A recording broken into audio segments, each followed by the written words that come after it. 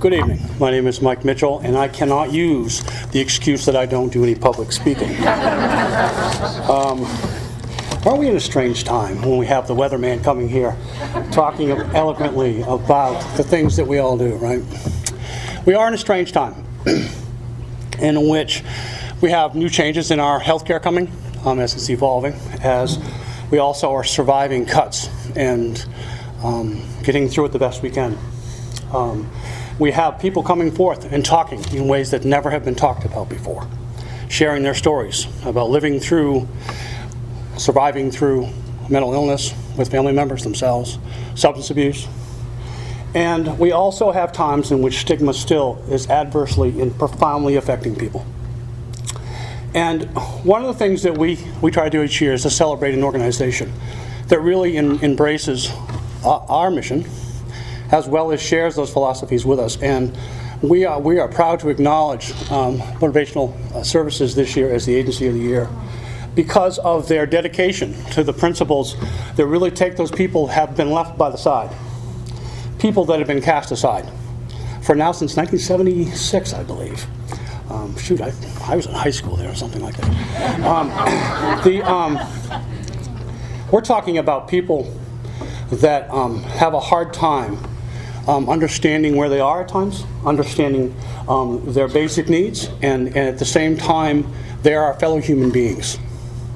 We are talking about people who have behaviors and histories that scare people and that are not necessarily welcome in all communities. But yet, Motivational Services provide those services and provide them with a level of professionalism that we work closely with on a daily basis with people such as Ann and others.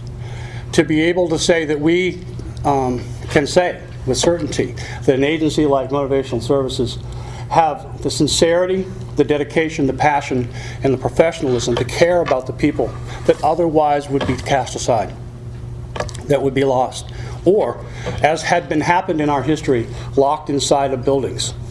That stuff does not happen, in large part because of the hard work and dedication. Now, these programs that are inside of this agency, it's not just residential programming. We're talking about services for the deaf.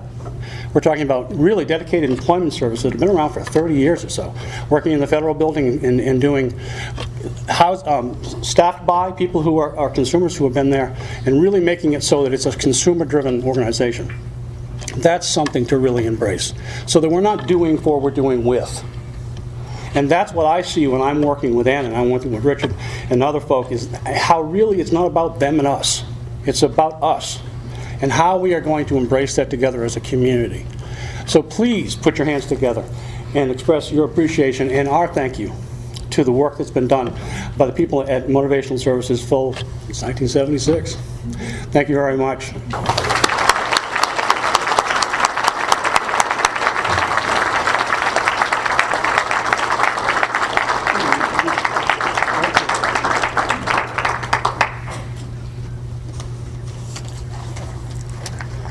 Now, Richard, you've been with the agency now for, 25 years, as I understand? Since 1989. 1989. And we have the good fortune of this man's passion on a regular basis. We have close partnerships and many of our mutual efforts. And we can always appreciate Richard coming in and giving us fine, detailed description of the policy analysis that would go along with any decision.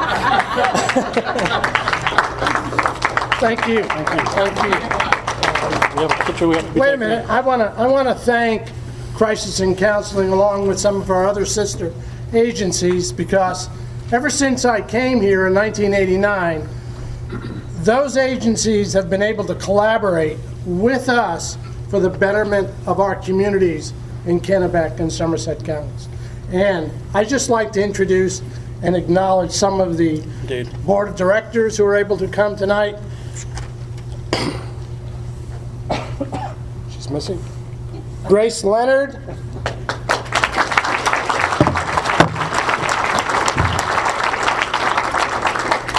Kathy Taggart.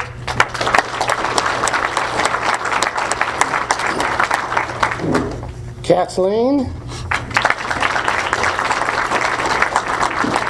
And some of our key staff who have also been able to come here tonight. Ann Berry. Michael Preventure, Angela Ward, Luke Curtis, Christy Diskowski, Heidi Olson, and Donna Glantz. These are some of the people, over 200 people who work with motivational services, who provide direction and guidance to motivational services. And Mike is correct.